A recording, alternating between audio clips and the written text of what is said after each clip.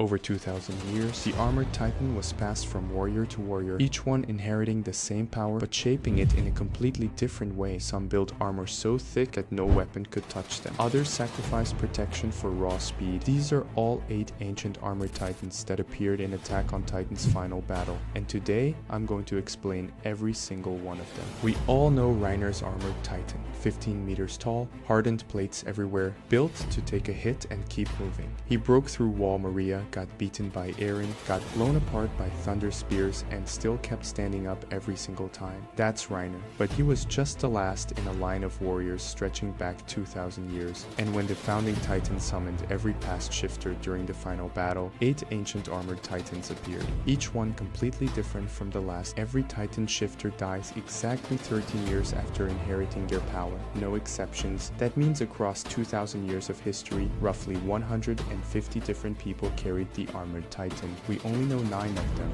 Reiner and these 8 ancient warriors. Every other holder has been lost to time. The first ancient armored titan is one of the most aggressive looking titan shifters in the entire series. And the moment you see it, you understand that this thing was not built to defend. Its hardening is completely irregular instead of Reiner's clean symmetrical plates. This titan has rough, uneven chunks of armor clustered around the jaw, forehead, and parts of the torso. Its teeth are fully exposed, no mouthguard, just raw aggression. And the overall shape of the armor makes it look less like a soldier and more like a predator. Now here's where it gets interesting. We know from other titan types that the shifter's personality directly affects the titan's form. The beast titan changes species depending on its user. The jaw titan has completely different designs across generations. So if the armored titan works the same way, then whoever was inside this one must have been a terrifyingly violent individual. Imagine this titan existing during the early centuries of the Eldian Empire, when Ymir's descendants were expanding their territory through war. In that era, the armored titan wasn't a defensive tool, it was a weapon of conquest, and this design reflects that perfectly. Built to charge into enemy lines, tear through defenses, and make anyone watching think twice about fighting back. The trade-off, all that aggression came at a cost, with less focus on full body protection. A skilled enough opponent could find a gap, but in an era before any advanced anti-titan weaponry existed, that probably didn't matter. If the berserker was all offense, the next one was the complete opposite. This ancient armored titan is covered from head to toe in dozens of small, rough chunks of stone, not the large, clean panels that Reiner had. These are irregular pieces of rock-like armor, almost like someone glued hundreds of stones across every inch of its body. The texture is completely different from any other armored titan we've ever seen, and the result is simple. This titan had virtually no weak points. Think about that. Every armored titan we've seen has gaps. Reiner's joints, neck, and parts of his face were always the targets. That's where Eren aimed his attacks. That's where the thunder spears hit. But this ancient version, the stone fragments cover everything. There's almost nothing exposed. The chunks overlap and interlock, creating a layer of protection that extends to areas Reiner's armor never reached. Fans on Reddit have compared this one to the Thing from Fantastic Four, and honestly, the resemblance is uncanny. Isayama has never hidden his love for Western media. Reiner's titan was modeled after Brock Lesnar. There's a pure titan in the manga that looks exactly like Saul Goodman. So a direct reference to the Thing, it's not just possible, it's likely. If this titan existed in an era before explosives and cannons, during the medieval level warfare of the early Eldian Empire, it would have been genuinely unstoppable. An army of soldiers with swords charging at this thing wouldn't even scratch it. You can't reach the nape, you can't find a gap in the stone. You simply cannot beat it with the technology available at that time. This might be the most purely defensive armored titan in 2,000 years of history. And the scariest part, we don't even know how it was eventually killed, because someone did take it down. Someone found a way past the stone, and 13 years later, the power moved on to someone completely different. The third ancient armored titan is what you'd get if someone designed a titan specifically for hand-to-hand combat. This one is massive, broad shoulders, heavy frame, and long hair flowing back from its head. It almost looks like it was built in a gym, but unlike the fortress, this titan doesn't hide behind its armor. In the manga, it was shown actively engaging other titan shifters, launching itself into combat with what can only be described as a full rugby tackle, and that combat style tells us something important about its user. This wasn't someone who waited for the enemy to come to them. This was a fighter, someone who used the armor not as a shield, but as a weapon in itself, because that's something most people forget about the armored titan. The hardening doesn't just protect you, it makes your strikes devastating. A punch from an armored fist hits significantly harder than one from bare titan flesh, and if you combine that offensive use of hardening with the sheer size and momentum of this titan, you get something terrifying, a 15-meter battering ram that can take hits and deliver them with equal force. In the historical historical context of the Eldian Empire, a titan like this would have been deployed in the front lines of major battles, not to hold a position, not to defend a wall, but to break through enemy formations and create chaos. The gladiator built to fight, built to win. Every armored titan we've seen so far follows a similar philosophy: more armor equals more power. But Titan number 4 threw that idea away completely. This one has a much sleeker, lighter design. The armor is concentrated in key areas: the torso, parts of the head, the forearms, but large sections of the body are deliberately left exposed, and in the anime we see it in the middle of an intense battle, moving through chaos with a speed that most armored titans simply couldn't match. And this is where the design gets really clever, because what if a past user of the armored titan realized that in their era the biggest threat wasn't swords or cannons, but other titan shifters against a human army? Full armor is perfect, but against another titan who can grab you, throw you, and attack your nape with their bare hands. Mobility matters more than coverage. Being too heavy and too slow is a death sentence when your enemy is a 15-meter jaw titan sprinting at you. So this user made a choice: less armor, more speed, enough hardening to protect the vital areas, but not so much that it slows them down. It's a calculated trade-off, and it shows a level of tactical thinking that most people don't associate with the armored titan. And then there's the one that looks like it was designed to end wars before they even started. Titan number 5 has some of the heaviest facial armor of any armored titan in history. The hardening around the head and shoulders is dense, layered, and structured in a way that makes the entire face look like a war mask. The jaw is reinforced, and the overall silhouette is built to intimidate. But here's what makes this one different from the berserker. The berserker looked feral, like an animal that couldn't be controlled. The warlord looks deliberate, controlled, like the person inside knew exactly how terrifying they looked, and they used that to their advantage. In the era of the Eldian Empire, when titan shifters were used as weapons of mass destruction against entire civilizations, the psychological impact of a titan was almost as important as its physical power. And a titan that looked like this marching toward your city wouldn't just defeat your army, it would break your will to fight before the battle even began. This is the armored titan as a symbol of dominance, not just a weapon, but a warning. If the warlord was about fear, the charger was about something entirely different: unstoppable momentum. This armored titan is fully covered in hardening like you'd expect, but its entire design is built around forward motion. The armor plates sit tighter against the body, more streamlined than Reiner's bulky panels. The shoulders are broad, the frame is muscular. What makes this design so clever is the balance. It has full armor coverage, every area is protected, but the way the hardening is shaped reduces drag. Instead of the thick, heavy, blocky plates that Reiner has, this titan's armor follows the contours of its body more closely. Think of it as the difference between a medieval knight in bulky plate armor and a samurai in fitted, layered armor. Both are fully protected, but one of them can move much faster. And in a historical context, this makes perfect sense. Imagine an era where the Eldian Empire needed the armored titan not to hold a defensive position, but to cross a battlefield in seconds and break through enemy lines before they could react. This user didn't sacrifice protection, they just figured out how to keep all of it and still be fast. But out of all 8, this is the one that broke the internet when fans first saw it. Because when you look at it, you see Reiner Braun. Titan number 7 has large chest plates and armored jaw, proportions that are almost identical to the modern armored titan, and what appears to be a mouth guard. Put it next to Reiner's titan and you'd think they were the same person, except this one has a significantly worse hairline. Somehow, across 2,000 years of armored titan history, the receding hairline was the one trait that actually improved over time. Reiner should consider himself lucky, and this one detail changes everything we thought we knew about Reiner's design. Because if an ancient warrior, someone who lived centuries or even 1,000 years before Reiner, developed the exact same appearance, then maybe Reiner's armored titan wasn't unique at all. What if this is the bare-walled form, the natural shape the armored titan takes when the user doesn't push it toward any extreme? Not too aggressive, not too defensive, not too fast, just the perfect balance of armor and mobility that allows the titan to do what it was always meant to do: move forward and survive. And there's something tragically poetic about that.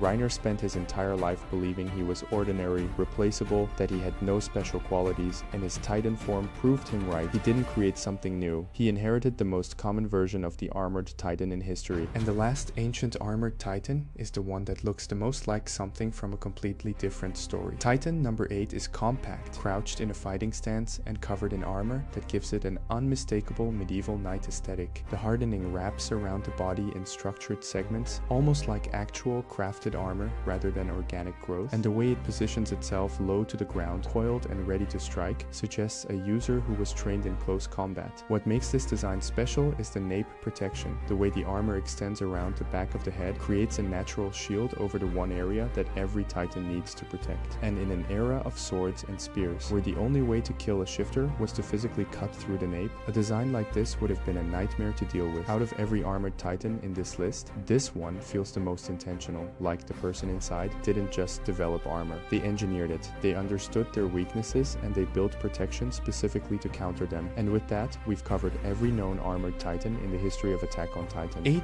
ancient titans, 8 completely different approaches to the same power. Some went full defense and became walking fortresses, some sacrificed armor for speed, some used their appearance as a weapon in itself, and one of them looked exactly like the version we've known since episode 1. But across 2,000 years, every single one of them shared the same core ability. You hit them, they get back up, you throw everything you have at them, they're still standing, the armor changes, the shape evolves, the strategy adapts. But the one thing that never changes is this: the armored titan does not stop, and maybe that's the real reason. Reiner was the perfect holder. Not because he was strong, not because he was skilled, but because no matter how many times he was broken, physically, mentally, emotionally, he always found a way to keep going, just like every armored titan before him. Now, the armored titan is just one of the 9.